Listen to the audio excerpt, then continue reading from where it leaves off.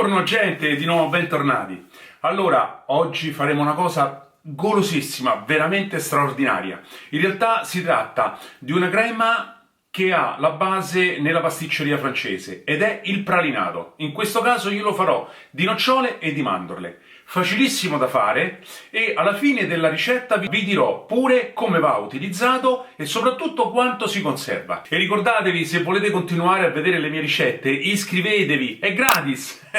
E poi se cliccate la campanella rimarrete anche aggiornati, così ogni volta che uscirà una nuova ricetta verrete avvertiti. Ci vediamo dopo!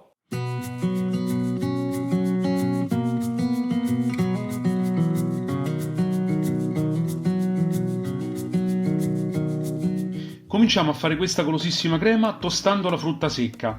Io le nocciole le avevo già tostate, quindi metto solo le mandorle.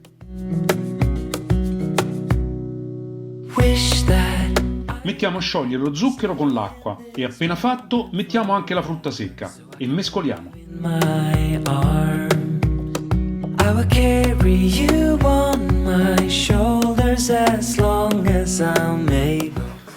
Allora, come avete visto, io ho utilizzato due fuochi, quello più piccolo e quello più grande. Quello più piccolo mi è servito per sciogliere lo zucchero senza che si andasse a caramellare tanto. Poi quando ci ho dovuto mettere le nocciole e le mandorle, allora l'ho passato a quello un pochino più forte, anche perché lì poi bisogna farlo rapprendere. Continuiamo a girare fino a quando la frutta secca non si coprirà completamente di zucchero.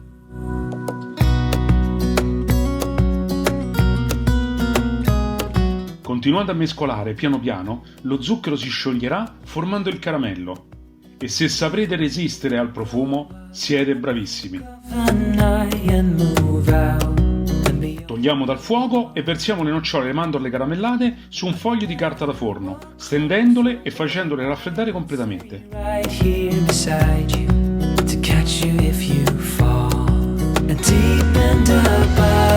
Ora rompiamo in piccoli pezzi il croccante e mettiamolo in un tritatutto o, come nel mio caso, un frullatore.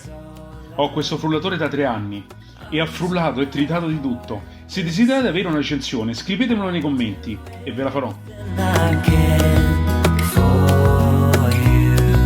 Tritate a media ad alta velocità. Inizialmente diventerà una farina. Poi, continuando a tritare, l'olio naturale che ha la frutta secca uscirà creando una crema densa ma straordinariamente golosa.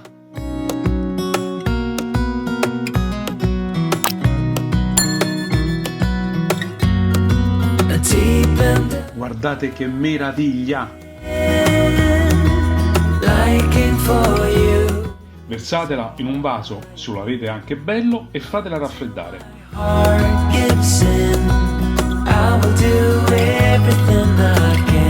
Guardate che cos'è, ma non vi viene voglia di spalmarla su una fetta di pane e mangiarla?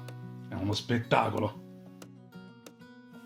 Bene, come ho detto all'inizio del video, questa crema fa parte delle basi della pasticceria francese, anche se poi viene utilizzata anche in Italia. Però è una crema molto concentrata, anche se io ho detto nel video che a desiderio la può spalmare sul pane, si può fare, però chiaramente rimane molto forte. Infatti questo è un pralinato che va inserito all'interno di creme, di mousse o di semifreddi. Poi ci sono tante altre varianti, però è qualcosa di veramente delizioso. Per quello che riguarda invece la conservazione, questa è una crema che si conserva anche diversi mesi mantenendola in frigorifero. Quindi lo mettete in un bel barattolo, chiuso hermeticamente, e la lasciate in frigorifero. E quando ne avete bisogno la potete utilizzare nella maniera in cui vi ho detto poc'anzi. Tant'è che poi questo pralinato lo vedrete utilizzato nella prossima ricetta che io vi proporrò. E allora, ci vediamo al prossimo video, io vi auguro una buona giornata e un bacione a tutti!